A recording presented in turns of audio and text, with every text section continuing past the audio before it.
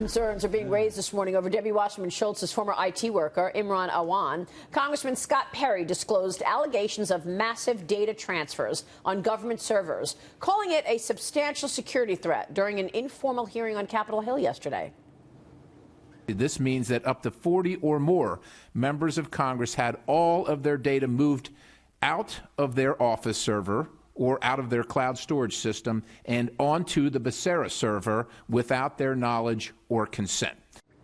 Now, Awan was arrested back in July at Dulles Airport in Virginia as he was trying to board a plane to get out of the country to go to Pakistan. In September, he pled not guilty to federal bank fraud charges. Joining us right now is Fox News senior judicial analyst Judge Andrew Napolitano. And, Judge, what's your take on this new security concerns? By the way, the whole time, we all knew that there was something much bigger here than bank fraud, and it had to do with security of the United States and its connection to the Muslim Brotherhood. I think you're now it's coming right up. Yes, I think you're exactly correct. Said this from the start. And Congressman Perry is very much onto something here because he has revealed the existence of 5,700 unauthorized downloads of information from congressional computers, and they're not sure where it went. But they do know that the person who did do the downloads owed a lot of money to a lot of people in Pakistan, and some of those people were involved with Hezbollah. So it gets a little complicated. You have a former member of Congress, Javier Becerra, now the Attorney General of the state of California, who, though not personally involved in this, was at least nominally in charge of all these people. And you have the former chair of the Democratic National Committee and still a member of Congress, Debbie Wasserman Schultz, who's fighting very aggressively to keep the government from exposing the contents of a laptop. So we don't know what is in that laptop. Why is she pushing back so much about releasing this laptop? I do find it peculiar. Congresswoman Schultz should be as interested in and aggressive about protecting the national security of the United States. The raw data that members of Congress put in their computer systems and exchange with each other, keeping that secret and private as the law requires. But she's not fully, it doesn't appear to be, I don't know what's in her head, doesn't appear to be fully cooperating with the government to access what's in these computers. Let me take you back to when the DNC first got hacked. Remember when we were at the Democratic National Convention and all of these emails first came out? Right. You would think such a substantial hack, such a substantial breach, that the Democrats would want the power and the might of the U.S. government to look in that computer to find out who the heck hacked.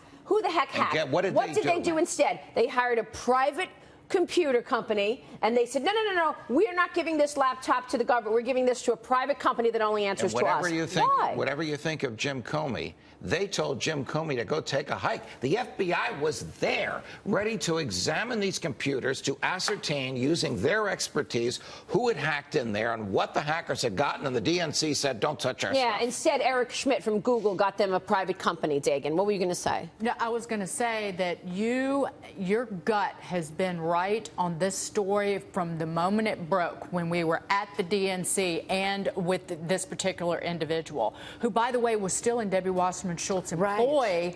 That up until literally the day that he got indicted. She kept him on the payroll. Yeah, why wouldn't she fire him? Right. Mm-hmm. Sometimes the government will charge you with a very specious charge just to keep you here. This is not a specious charge. Exactly the bank fraud charge is a very, very real charge, but it is not the government's real interest. That's exactly the government's real interest is in preserving the national security of the United States and learning to whom all of this data, 5,700 times, to whom this data in the Middle East went.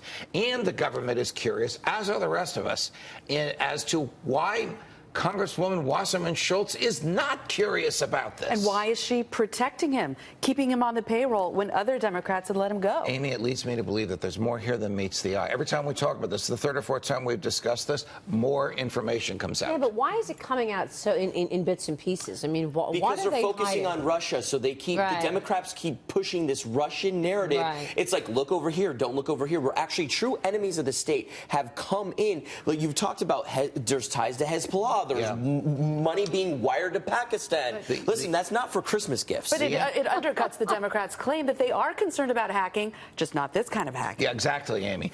But the answer to your question is, you know, not all investigations. Look at the massacre in Las Vegas and the dispute over the timeline.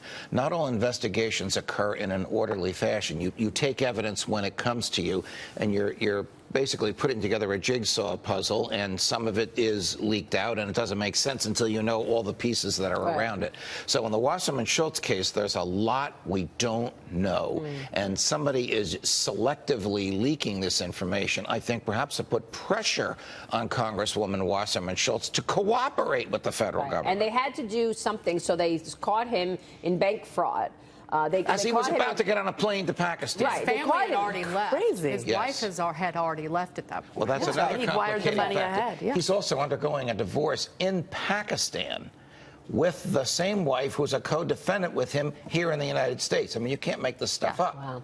All right, well, there's more to come on that, and you can be sure we're going to cover it.